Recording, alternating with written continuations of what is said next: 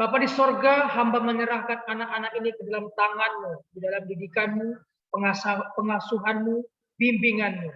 Kiranya Engkau bukakan jalan berkat mereka, jalan masa depan mereka, dan jalan bagi cita-cita mereka terkabul, terjawab sesuai kehendak Tuhan. Berkati masa depan mereka, berkati orang tua mereka. Berkati pelajaran kami hari ini, berkati kami semua. Dalam nama Yesus. Amin. Oke, kita melanjutkan pelajaran kita minggu yang lalu. Terakhir kita membahas tentang keluarga. Keluarga yang diberkati, keluarga yang broken, keluarga yang beda keyakinan, beda budaya, dan sebagainya. Banyak. Oke, kita review sedikit ya. Pelajaran yang kita bahas minggu yang lalu.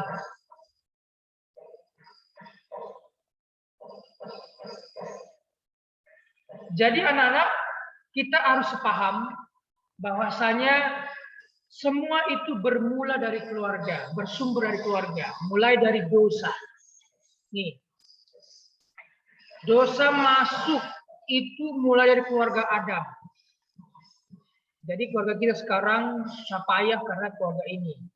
Karena inilah cikal bakal keluarga besar. Oke, jadi sekalipun dosa itu muncul dari keluarga mereka ini, kita sekarang berdosa, jangan putus arah, putus harapan. Ya, karena Tuhan buka jalan yang lain. Oke, jadi intinya begini. Keluarga itu titik sasaran yang empuk bagi iblis untuk menghancurkan. Kalau keluarga hancur, maka keturunannya hancur. Lagi dia rusak keluarga lain, lagi dia rusak keluarga lain. Jadi keluarga itu hancur semua. Siapa yang senang? Iblis. Tuhan tidak menginginkan itu. Lalu yang kedua, keluarga yang kedua anak-anaknya,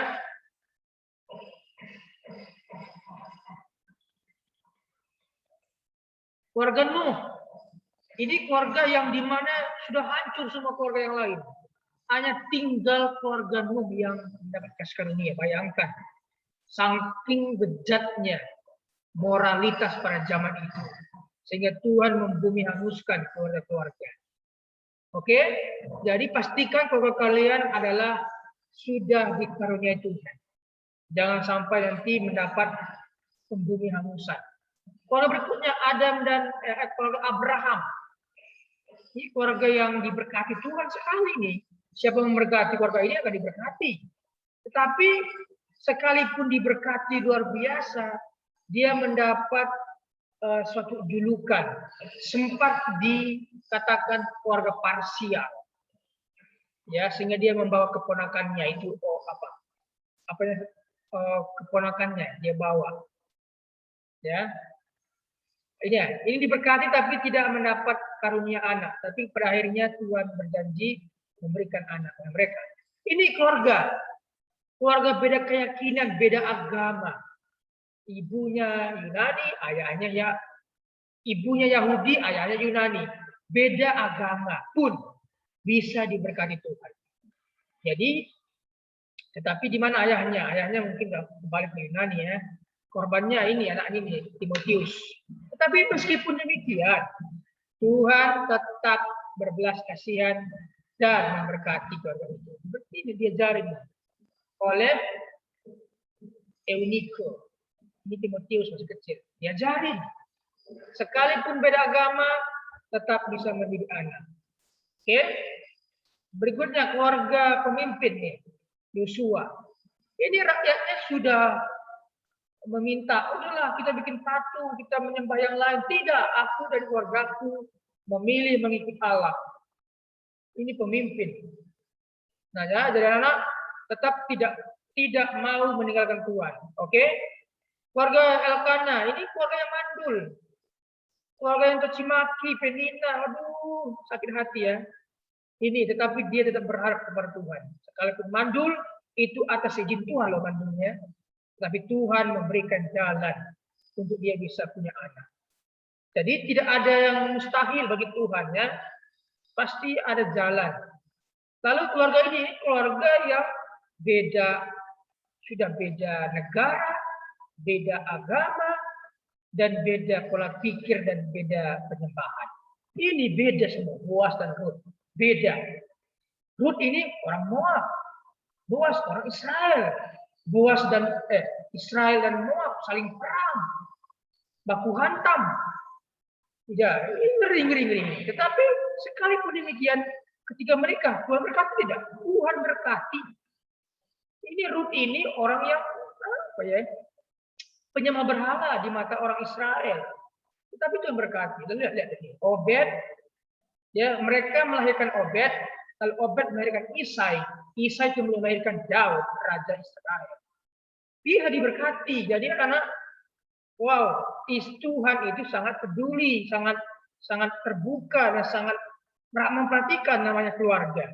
Seperti apapun keluargamu hari ini, meskipun ayahmu sakit, meskipun ayah kita sudah tidak ada, atau sebaliknya, ibu kita sakit, ayah kita sudah tidak ada, Tuhan bisa buka jalan berkat. Ya, oke, kita lihat dulu. Masuk kita halaman 4, buka halaman 4 ya. Oke. Halaman 5 maksud saya. Buka modul kalian, halaman 5. Kita akan belajar di sini, kita mengetahui Allah dan keluarga. Harapan kita hari ini kalian tahu dimensi kalian ada di mana, apa peran daripada orang tua dan apa peran kalian sebagai anak, supaya berkat Tuhan curahkan. Ya, jadi kepala itu sangat menentukan berkat itu. Kalau kepalanya rusak, maka berkatnya pun tertunda. Mari kita cek. Ada 2 dimensi. Ya, halaman 4 ya, halaman 5 ya, buka modul halaman 5. 2 dimensi kita temukan di sana. Pertama, dimensi yang sedang. Kalian sedang ada di sini di dimensi pertama ini. Sedang. Ya. Sedang dalam keluarga. Ya. Sementara Mr. John ada di dimensi kedua. Akan dijalani. Maksudnya saya sudah menjalaninya karena saya sudah berkeluarga, saya sudah menikah. Sudah disaksikan 4 lembaga. Apa itu? Lembaga Tuhan, lembaga agama, lembaga keluarga, dan lembaga hukum pemerintah. Itu lagi belum saya lakukan, lembaga adat. Nanti saya pulang akan ada pernikahan secara budaya atau adat. Oke, kalian masih di posisi pertama ya, sedang. Dan kalian juga pasti akan di sini level atau dimensi kedua. Kalau kalian memilih untuk menikah. Tetapi kalau kalian memilih tidak menikah, maka kalian hanya di 1. Oke, kita cek satu persatu. Kenapa ini penting dijelaskan kepada kalian. Supaya kalian tidak kabur dan tidak buta tentang keluarga. Jadi penting kita belajar tentang keluarga. Mari kita masuk lebih dalam. Kenapa kita perlu belajar? Karena banyak kasus. Ada masalah. Jadi kalau kita nggak belajar dari awal, maka masalah akan makin banyak. Kalau kita tahu apa saja masalah yang kita hadapi ketika berkeluarga, kita bisa meminimalisir terjadinya masalah itu. Perlu belajar dari kesalahan keluarga Adam, perlu belajar dari keluarganya Daud, perlu belajar dari keluarganya Musa dan Yusuf, perlu belajar kesalahan yang mereka buat. Jangan sampai terjadi dalam keluarga kita nanti, supaya tidak ada perceraian. Itu yang harus kalian tahu. Kenapa belajar ini penting? Agak penting bagi saya, Mister. Itu kan keluarga. Saya kan belum keluarga. Bukan masalah benar dan salah. Tetapi ini untuk masa depanmu. Paling tidak kalau kamu pun tidak menikah nanti, engkau tahulah referensi di otak ini. Bisa mengajari yang lain. Kalau katakan kamu nggak menikah, kok ngajarin aku? Aku tahu.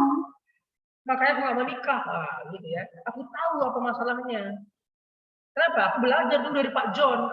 Tahu ya, kan? Jadi kita akan menjalani. Dalam perjalanan ini, engkau tahu masalahnya nanti. Masalah perceraian itu meningkat di bangsa ini. Apalagi masa COVID ya.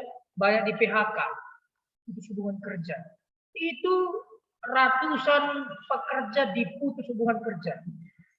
Apa enggak? Aduh, sakit sekali ya. Uang untuk ekonomi makanan minuman enggak bisa lagi menjamin dan sebagainya. Bercerai. Masa COVID, perceraian meningkat. Bukannya bersatu mencari uang, malah bercerai. Kacau. Kenapa? Karena nggak tahu. Karena nggak dipersiapkan. Oke. Berikutnya apa? Kasus perselingkuhan.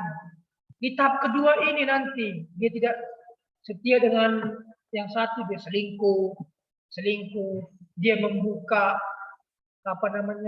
persimpangan ketiga atau cabang ketiga istilahnya ya, atau dia membuka cabang, dia selingkuh. Selingkuh ini adalah pintu tol iblis akan menghancurkan keluarga itu. Itu pasti seberapa pintar pun engkau menyembunyikan perselingkuhanmu, pasti ketahuan. Ya, yang namanya busuk itu pasti kecil. Ya, oke. Jadi ini harus tahu kenapa kalian harus belajar keluarga ini. Mungkin di keluarga kalian tidak mendapatkan semacam ini. Tapi apakah bisa dijamin keluargamu yang kau akan bangun bisa lolos dari kedua ini? Belum tentu. Kalau engkau diberikan uang, kedudukan, tahta, jabatan, siapa tahu engkau akan bisa berpaling karena engkau punya uang. Oke, ketiga ini, banyak anak-anak terjun ke narkoba. Ini dia. Sekalipun kau sudah bangun keluarga dengan baik, anakmu belum tentu baik. Kenapa? Ya, bagaimana cara pola pengajaran, pola didik di rumah? Kalau dia tidak mendapat kasih sayang, engkau sibuk kerja, mengumpulkan uang, aku kerja untuk mendapatkan uang nafkah.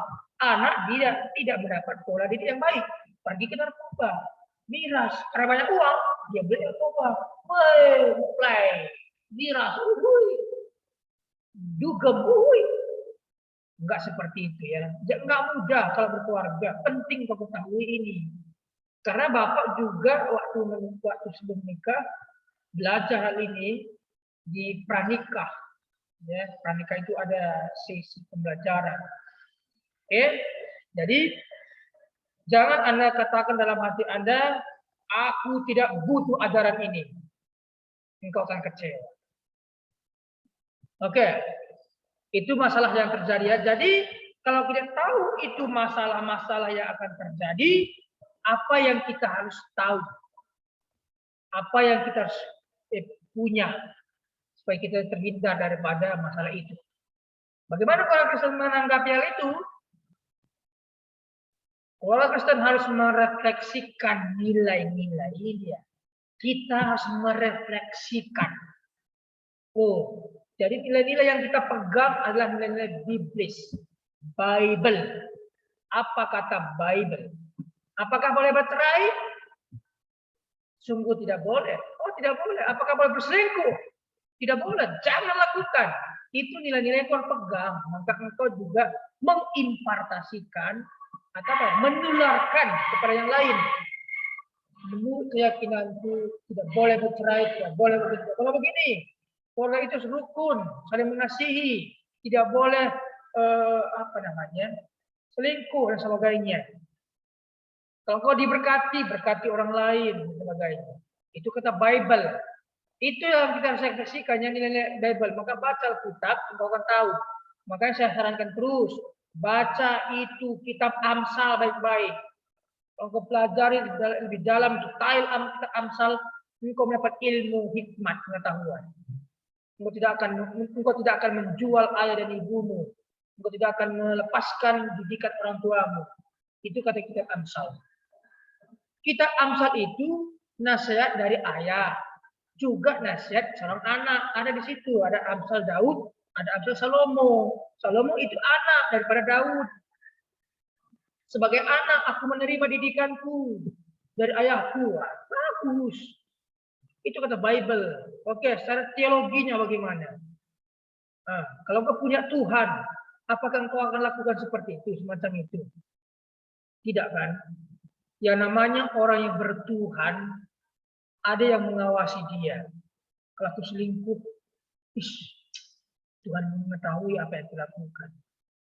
Itu akan tercoret, keluarga aku akan hancur, keturunanku akan malu, anak-anakku akan malu. Ya, aduh, ngeri, ngeri, ngeri, ngeri, ngeri, ngeri, ngeri. Orang tua yang berdosa, anak-anak pun kena masalah. Ini pasti tuh.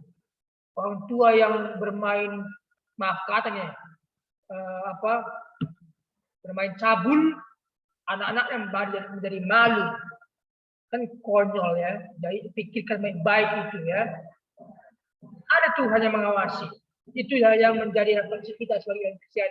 Secara Bible, secara teologis. Sehingga menjadi perpanjangan peran Allah. Kalau kita hidup sesuai Bible, sesuai teologinya Tuhan, kemauannya Tuhan, maka kita menjadi perpanjangan peran Allah di bumi. Keluarga Kristen secara utuh. Seperti apa yang Tuhan kehendaki? Seperti ini. Keluarga itu menjadi pusat pembentukan kehidupan rohani. Itu yang Tuhan inginkan dari kita semua. Kalau kalian nanti berkeluarga, Tuhan mau keluargamu menjadi pusat pembentukan kehidupan rohani. Oke?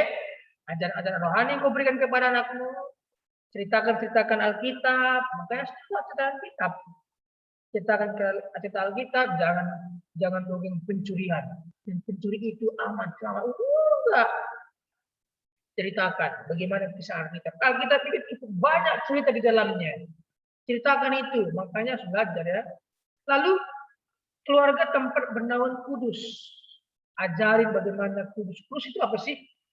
Kudus itu tidak ada kontaminasi dengan dunia. Oh no, bukan itu. Kudus itu taat kepada perintah Tuhan. Itu kudus. Kalau kau menyimpan dari perintah Tuhan, kau tidak kudus. Kudis. Kudus itu tidak semata-mata bermeditasi. Tidak berkontaminasi dengan dunia. Bukan. Kudus di sini taat kepada perintah Tuhan. Atas bimbingan Tuhan. Bertumbuh di dalam Tuhan. Gitu ya. Oke, berikutnya adalah menceritakan kasih Allah. Keluarga harus menceritakan kasih Allah. Di mana Allah sudah memberkati kita waktu papa masih muda. Nah, apa itu begini. Berjuang, tapi Tuhan jalan. Dalam apa itu begini. Ini ceritakan di mana kasih Tuhan. Sehingga anak-anak itu nanti, oh papa aku pernah mengalami itu, dia berdoa kepada Tuhan. Aku sudah berdoa.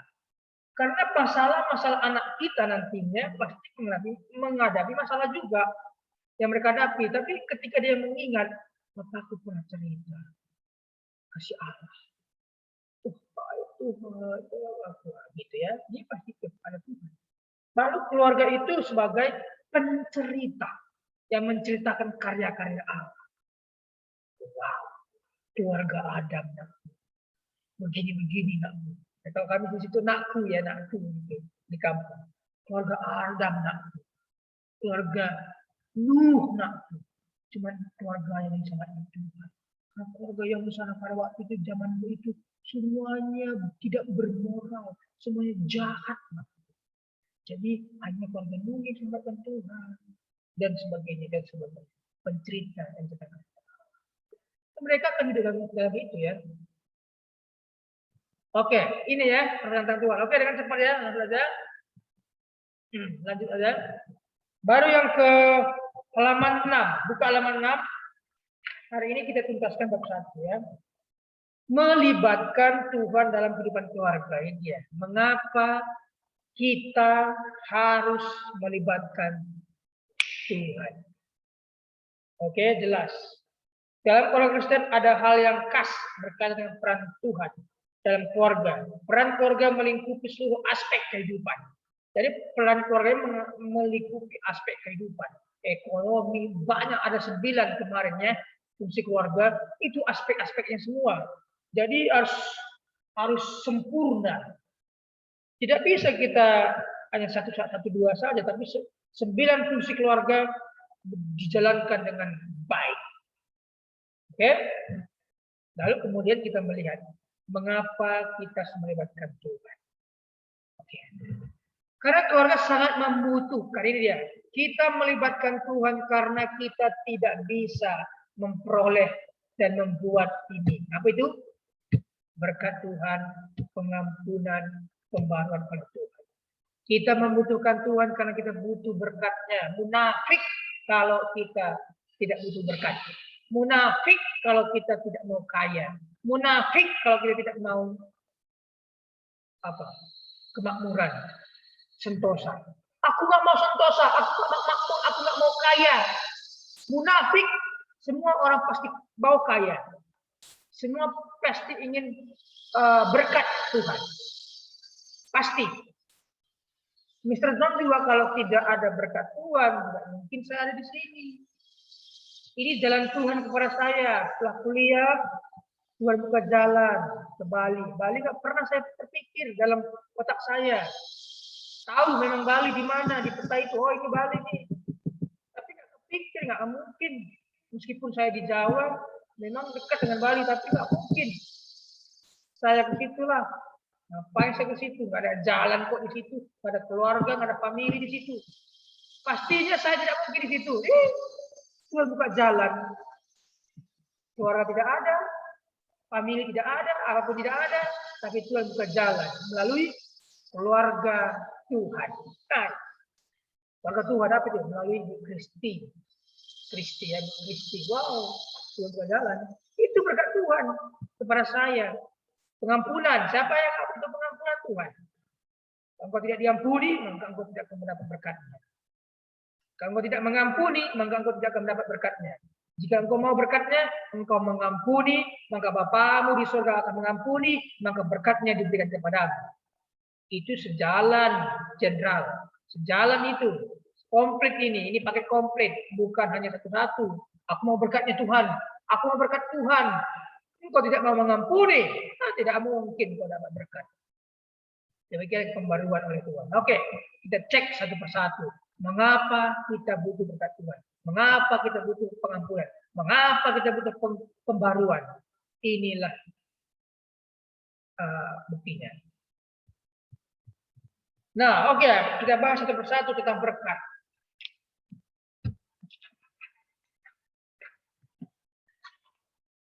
Oke, dalam hal ini saya bukakan PDF saya ya, karena saya di sana lebih jelas.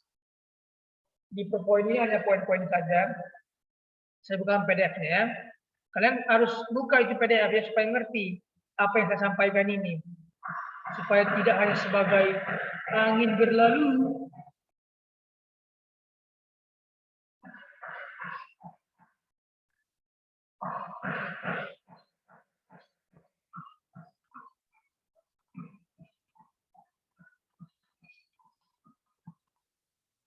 Sebentar ya. Oke, kita masuk ke bagian berkat Tuhan ya. Supaya kita paham masing-masing. Siapa sih yang tidak mau diberkati? Keluarga yang tidak mau diberkati ya, tentu semua kita mau. Oke. Dengarkan baik-baik ini, berkat Tuhan. Pengertian berkat Tuhan mencakup sangat luas, bukan hanya sekedar uang atau hal materi lainnya. Tidak hanya sebatas uang dan materi. Berkat Tuhan juga meliputi kesehatan, sukacita, damai sejahtera, kemenangan, umur panjang, kebahagiaan, kemakmuran, sentosa, pemeliharaan Tuhan.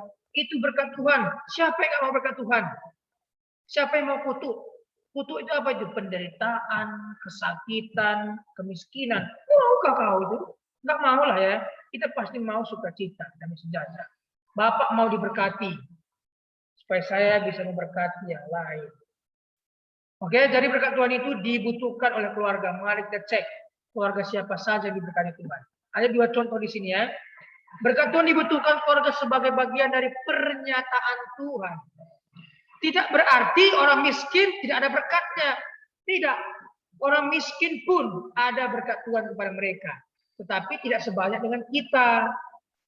Karena mungkin dia lamban dan malas pun Tuhan sediakan berkatnya. Tapi tidak sebesar kita. Karena kita rajin, karena kita tekun, karena kita kerja keras, maka berkat kita lebih banyak daripada mereka. Oke? Bisa nggak kita dapatkan berkat? Bisa. Semua Tuhan sudah atur berkatnya masing-masing. Berkat orang miskin, orang biasa, sederhana, orang kaya raya, disediakan berkatnya masing-masing. Tetapi kita butuh Tuhan. Oke, kita cek dulu ya. Cek dulu baik nih. Berkat Tuhan dibutuhkan keluarga sebagai bagian dari pernyataan Tuhan. Seperti yang dijanjikan dalam Alkitab pada orang-orang yang berkenan kepadanya. Orang yang berkenan kepadanya, yang sudah Tuhan tahu kalau dipercayakan berkat ini, dia pasti kelola dengan baik. Maka kepada dialah berkat itu diberikan. Ya, paham ya anak ya? Jadi anak-anak, Tuhan tahu kalau Mr. John diberkati, apakah akan dari sombong? Kalau dari sombong, Tuhan pending berkatnya. Apakah nanti kalau Ricky diberkati, apakah bisa meninggalkan Tuhan? Kalau berkat itu dia menjauh dari Tuhan, Tuhan pending berkatnya. Jadi Tuhan lihat kemampuan kita. Apakah nanti Winona kalau diberkati, apakah dia akan meninggalkan Tuhan? Tuhan pending kalau dia tidak akan. Kalau Winona diberkati dan tetap setia kepada Tuhan, berkatnya makin melimpah. Kenapa? Karena dia setia. Dia tidak akan meninggalkan Tuhan dan tidak menyimpang. Maka kepadanya lah berkat itu tercurah. Kenapa Pak pendeta banyak itu? Ada yang miskin, ada yang biasa, ada yang kaya raya. Karena memang sudah dibuat Tuhan porsinya masing-masing. Kalau orang miskin dibuat kaya langsung kan kaget. Bisa nanti apa ya? Enggak saya lu kaya. Akhirnya dia melakukan harta itu menggunakan yang lain. Jadi Tuhan adalah cukupkan segitu gitu ya. Tuhan tahu pembagian berkat. Oke, kembali ke topik. Misalkan Abraham diberkati Tuhan dengan segala hal. Ya, coba Anda perhatikan baik-baik kalimat saya ini. Abraham diberkati Tuhan. Ya, diberkati juga yang namanya saudaranya itu. Siapa namanya lupa saya? Lot, ya Lot. Mereka sama-sama diberkati.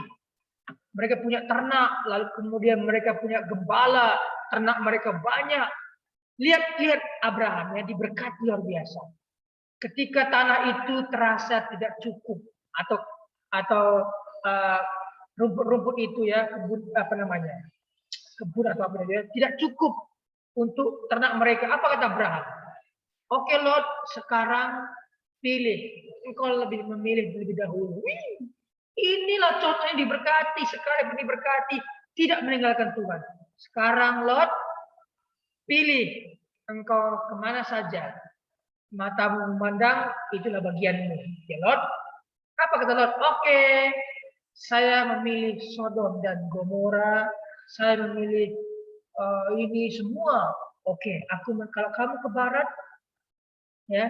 Kalau kamu ke barat, aku ke timur. Kalau kamu ke selatan, aku ke utara, kata Abraham. Pilihnya ke barat, oke, aku ke timur. Jadi nggak akan ketemu.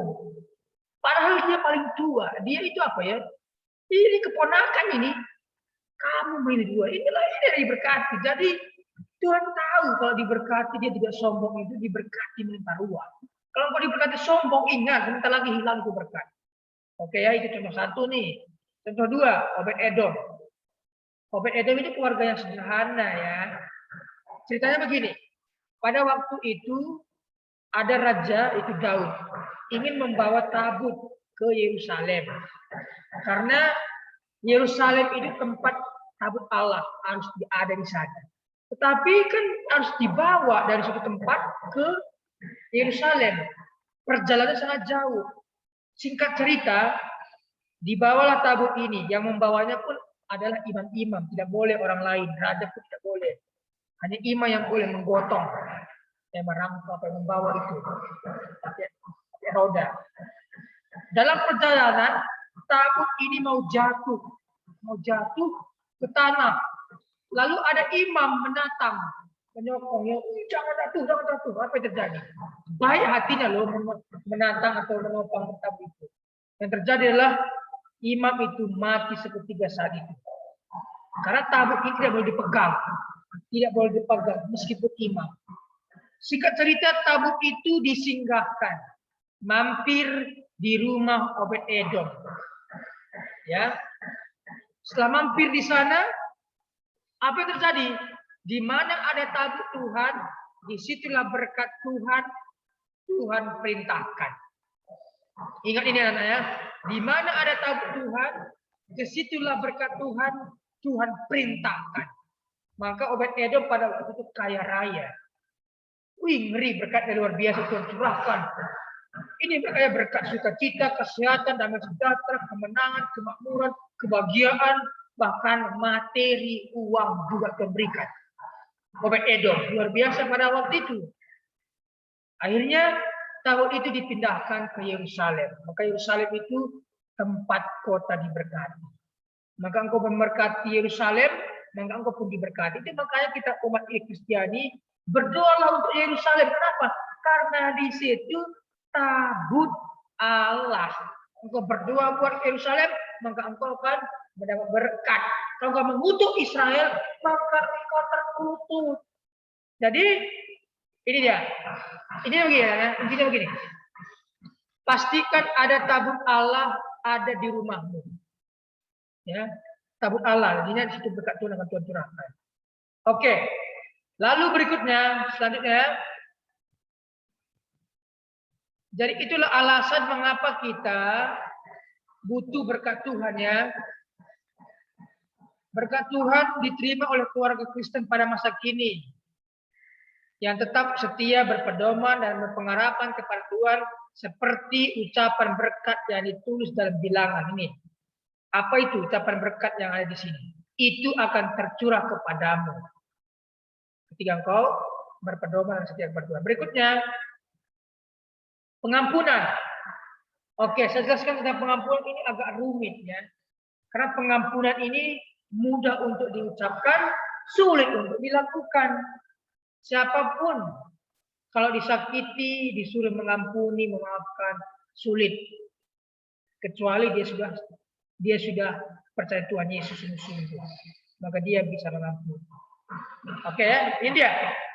Pengampunan menurut William Hines adalah sebuah pilihan yang Anda buat untuk membebaskan seseorang dari penjara yang Anda buat bagi mereka yang menyakiti Anda.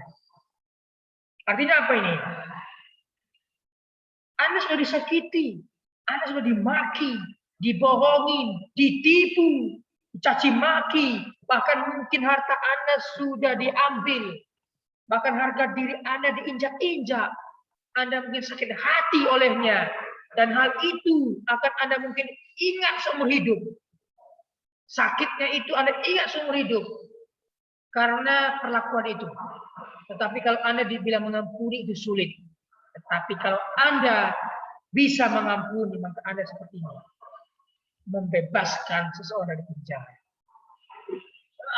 Ya. Apa itu ya? Membuat rekonsiliasi. Itu luar biasa. Anak-anak, siapapun kita pernah yang namanya disakiti.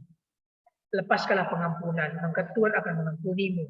Tidak ada manusia yang akan diampuni Tuhan kalau manusia itu belum mengampuni sesamanya. Itu kalimat catat baik-baik. Tidak ada satupun manusia yang akan diampuni Tuhan sebelum manusia itu mengampuni sesamanya. Kalau dia mengampuni sesamanya, maka Tuhan otomatis mengampuni dia. Oke, pengampunan yang kedua menurut Dr. Dick Tippett. Ya, sebuah keputusan untuk melepaskan atau membatalkan seseorang dari kewajiban hutang yang terjadi ketika orang tersebut melukai Anda. Kalau ada orang melukai kita, itu seolah ada utang. Aku mau bayar, aku mau lakukan hal yang sama, membayar dengan cara yang sama, melukai dia atau bisa lebih luka dirinya dari luka yang dia buat kepada saya. Itu pasti, otomatis kita itu. Ya bagi mereka yang belum percaya Tuhan. Tetapi yang bagi mereka yang sudah percaya Tuhan, dilukai malah, Tuhan ampunilah dia Tuhan. Dia tidak tahu apa yang dia perbuat Tuhan. Dia memang melukai aku sakit hati sekali. Tapi aku memilih untuk mengampuni. Karena dia tahu apa yang dia perbuat. Aku ampuni. Kalau kau berkata seperti itu, maka Tuhan akan bertindak. Tuhan tidak akan tinggal diam. Orang yang menyakitimu itu langsung dibalas Tuhan seketika. Kena karma. Mati. Jadi pembalasan itu bukan hak kita. Pembalasan itu hak Tuhan. Serahkan kepada Tuhan, maka Tuhan akan membalas. Pernahkah kalian teringat dengan kasus Pak Ahok yang dijolimi oleh orang-orang pembencinya pada waktu itu? Pak Ahok dijolimi, dibenci, dimaki, bahkan dijerumuskan ke penjara ketika dia mendapat kasus di Pulau Seribu itu, Jakarta ya. Apa yang dia lakukan? Kalimat terakhirnya saya sangat terkejut. Engkau menjolimi aku, maka Tuhan tidak tidur. Tuhan akan membalaskannya. Lihat penentang-penentang Ahok sekarang. Cek satu. Semua tidak lepas dari tangan Tuhan. Adakah Ahok membalasnya? Tidak. Siapa yang balas? Tuhan yang balas. Jadi kalau kalian dimaki, caci maki, dibohongin, serahkan kepada Tuhan. Tuhan, aku melepaskan pengampunan. Bagian kuku lakukan, maka Tuhan akan melakukan bagian. Oke? Oke. Nah, satu kali ada kasus saya lupa apakah di Eropa atau di Amerika ya. Ini kasus orang ini adalah kelainan. Dia membunuh banyak anak-anak. Dibunuh. Semua anak dibunuh banyak sekali. Sehingga dia ketangkap. Dan ketahuan dia itu apa? Kelainan. Apa namanya istilah itu? Oleh membunuh manusia begitu apa namanya? Aduh, lupa saya apa istilahnya. Jadi saya katakan kelainan. Kejiwaan begitu ya. Lalu dibawa ke pengadilan. Semua orang tua mengatakan, orang tua yang anaknya dibunuh itu mengatakan, dilakukan hukuman yang setimpal. Yang membunuh anakku dia harus mati. Hukuman mati. Semua orang tua begitu. Hukuman mati kepada dia. Tetapi di bagian akhir ada satu orang tua yang berkata, anakku memang engkau bunuh. Aku sangat kehilangan anakku. Aku sedih. Tetapi aku memilih mengampuni. Aku mengasihimu. Aku mengampuni. Saat itu juga pelaku ini meneteskan air mata. Nangis. Karena mendengar kata-kata, aku mengampuni. Kenapa? Selama ini dia tidak pernah mendengar kata mengampuni. Dia tidak pernah mendengar mengampuni kepada dirinya. Aku mengampuni. Sekali itu, dia mendengar kalimat itu, aku mengampuni. Saat itu dia menangis. Itu kalimat sederhana. Aku mengampuni. Tapi saat itu dia menangis. Dia nangis, menjerit. Akhirnya memang dia harus hukuman mati ya. Harus hukuman mati karena perlakuannya itu. Setimpal memang. Tapi saat itu dia sadar bahwa dia berdosa. Kalimat itu sekali dia dengar seumur hidup. Dia tidak pernah mendengar orang berkata aku mengampuni, tidak pernah. Satu kali itu di pengadilan. Jadi anak-anakku yang dikasih Tuhan, kalian semua, pengampunan itulah sebuah krisis dan proses. Tidak mudah, itu krisis. Bagi Bapak ya, Mr. John, pengampunan itu krisis bagi saya. Apa artinya? Kalau saya tidak mengampuni orang, saya merasa berdosa. Memang saya ditipu, memang saya disakiti, tapi saya akan mengampuni. Bagi saya, kalau tidak mengampuni orang, saya merasa berdosa. Itu kritis. Krisis. Oke? Kalau Anda tidak ada seperti di hatimu, berarti engkau bukan orang yang takut akan Tuhan. Orang yang takut akan Tuhan, apabila disakiti, dia lepaskan pengampunan. Aku mengampuni. Jadi, ya, banyak orang mengatakan aku bodoh memang. Bodoh kali. Bodoh kali kamu. Masa kamu gitu ampuni? Bodoh kali kamu. Masa gitu kamu ampuni? Ya balas dong. Bahkan istri saya mengatakan, istri suamiku ini memang aneh gitu ya. Saya berkali-kali ditipu oleh teman-teman saya.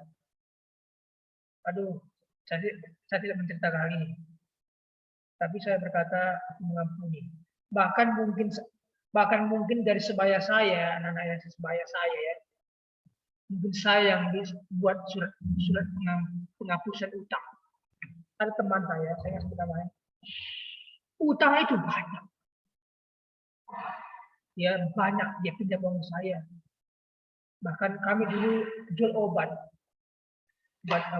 ya. Obat itu apa ya? Bukan ratus tapi jutaan lah harganya, jutaan. Jadi saya ditipu di situ. Dan saya menutupi karena dia ambil uangnya, saya menutupi, saya lapor kepada pemilik obat, saya kirim uang saya. Dengan sedih hati saya bayar. Apalah. Akhirnya dia balik dengan tanpa berdosa. Saya merasa dia tidak punya apa-apa ya, dia penghasilannya juga kecil dan sebagainya. Ya sudahlah, daripada saya lihat dia selalu mengingat utangnya, ketika saya berjumpa dengan dia yang saya ingat utangnya, ketika saya bertemu dengan dia, kita makan sama-sama, berkumpul sama-sama, saya ingat utangnya, sudahlah saya bikin surat utang. Ada. Kalau kamu nggak percaya, tanya Mr. Ronald. Saksi itu. Mr. Ronald itu. Saya bikin surat utang. Surat penghapusan utang. Saya stempel. Tanda tangan. Nih. Saya kasih lagi uang. Bayangkan. Saya kasih lagi uang. Nih, Pak. Ini. Dia baca. Biasa saja dia. Hah? Itu. Kalau dalam Tuhan, begitulah. Artinya, kamu merasa, aduh, udahlah, selesaikan sudah. Saya pernah ditipu motor. Kalau nggak ngerti ya, memang 7 juta lagi memang ya. Tapi saya bayar juga. Sudah. Tipu motor itu, motor atas nama saya, motornya dilarikan. Sudah dilarikan apa terjadi? Waktu itu saya pengen pinjam uang ke bank. Ternyata nama saya di blacklist oleh BI, Bank Indonesia. John Pinem ada utang di apa namanya, di sebuah motor gitu, apa nama istilahnya, leasing. John Pinem tidak bisa pinjam uang, blacklist. Waduh, bayar utang dulu. Waduh, mana motornya? Motornya pindah tangan ke orang lain. Dia udah bayar, tapi tidak dibayar. Blacklist baik. John Pinem ini nama saya terblacklist di BI, Bank Indonesia. Saya ngalamin itu. Apa yang terjadi? Saya bayar 7 juta, saya bayar 7 juta. Bayar. Makanya nama saya sudah bersih.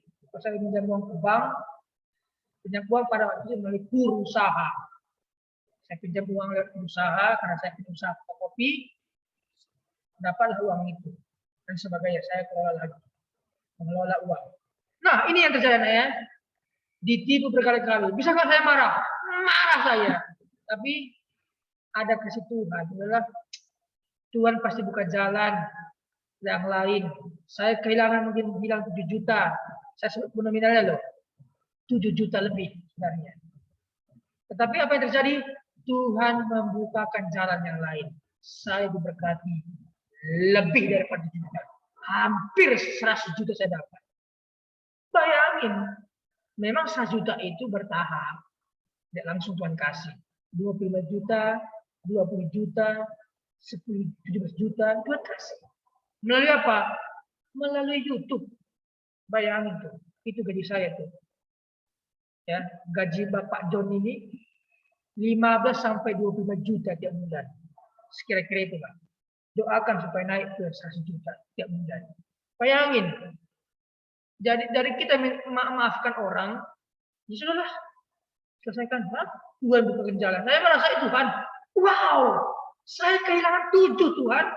Engkau berikan 3 kali lipat, bahkan hampir 4 kali lipat. Engkau berikan kepadaku setiap bulannya. Luar biasa Tuhan. Jadi anak, ketika engkau berikan pengampunan, Tuhan akan balaskan. Itu makanya dalam doa Bapa kami itu, ya, Bapa kami, ampunilah kami seperti kami mengampuni orang yang salah kepada kami. Maka itulah jalan pintu untuk diberkati. Jadi oke ya, nggak usah lama-lama deh. Saya cerita tentang saya, jadi kalian, oh ada sok-sokan gitu ya. Itulah pengalaman saya. Tadi pengampunan itu krisis. Saya merasa berdosa kalau saya tidak mengampuni orang lain. Jika saya bisa mengampuni, maka Tuhan akan buka pintu. Lalu kedua, proses. Memang setiap saya lihat Bapak itu, saya ingat utangnya pada waktu itu. Ingat utangnya itu proses. Aduh, utangnya ini banyak, nggak pernah dibayar. Utangnya banyak, nggak pernah dibayar. Kalau dibicarakan utangnya itu. So, lupa dia utangnya. Aduh, aku catat loh, tanggal berapa kamu minjam uang. Aduh, ayo. Mari. Sudah, berikan surat penghapusan utang. Bukan penghapusan utang, bukan penghapusan dosa loh. Penghapusan utang. Kalau nggak percaya, tanya Mr. Ronald. Jangan tanya Mr. Ronald tentang siapa orangnya, jangan. Nah, dia harus tahu. Oke, jadi ini proses ya. Akhirnya saya bikinkan surat penghapusan utang. Akhirnya saya ketemu dengan orang itu pun tidak mengingat utang-utangnya lagi. Itu biasa. Oke, yang terakhir. 4 menit terakhir. Yang terakhir adalah pembaharuan oleh Tuhan. Jadi 1 dan 2, berkat dan pengampunan tidak akan kau terima tanpa pembaharuan. Apa pembaharuan itu? Pertobatan. Apa itu artinya? Hidup baru. Kalau kamu tidak hidup baru, tidak akan mendapat berkat, tidak akan mendapat pengampunan Tuhan. Perlu hidup baru, pembaharuan.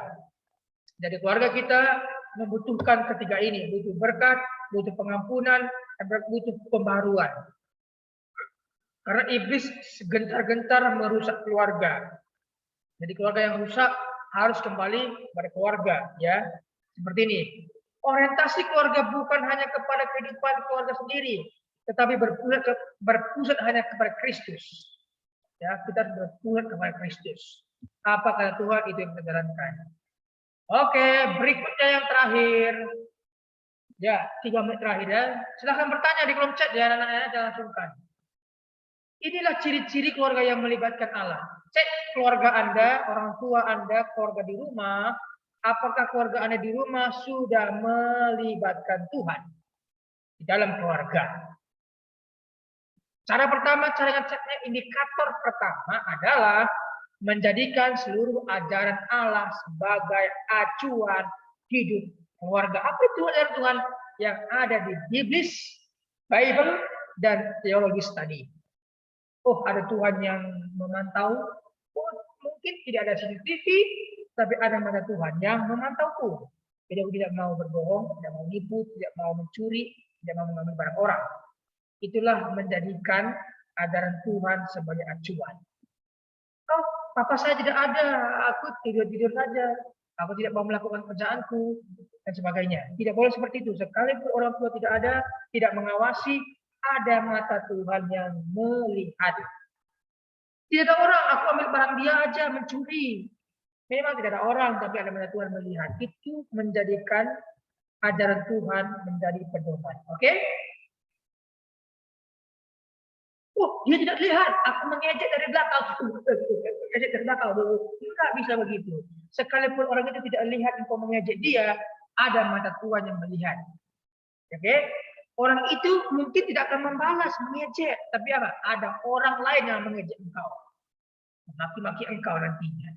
Jadi kenapa aku dimaki-maki oleh orang ini? Aku nggak pernah maki-maki dia. Dia dipakai Tuhan.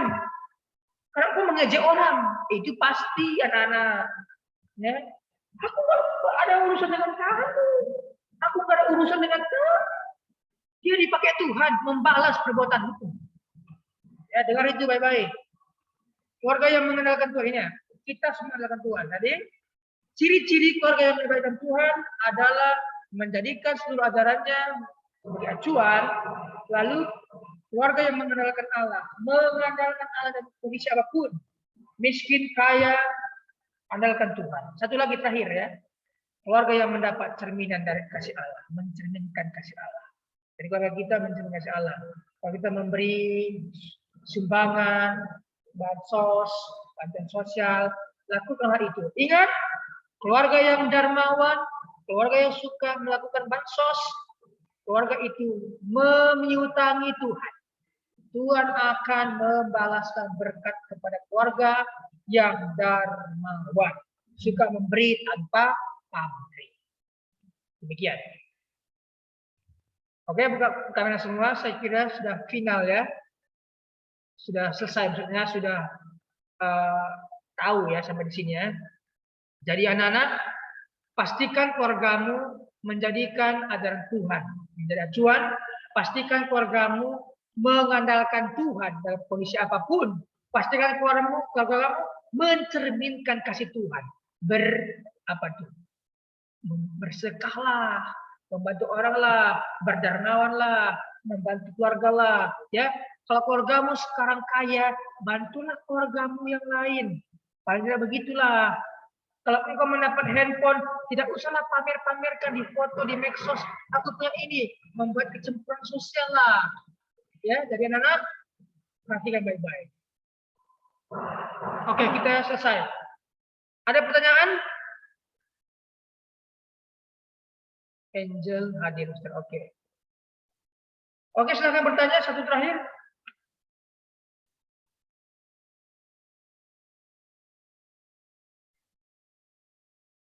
Vanessa, ada Vanessa? Oke. Jadi sudah ya, final ya. Bab 1 selesai. Minggu depan kita bahas bab 2 tentang pernikahan. Ya, ini dia berat lagi, dia ketat supaya ngerti ya. Supaya ngerti, dipaham. Jadi di bab 2 ini kalian akan lebih banyak yang orientasinya siswa. Artinya kalian lebih banyak akan mengambil kegiatan.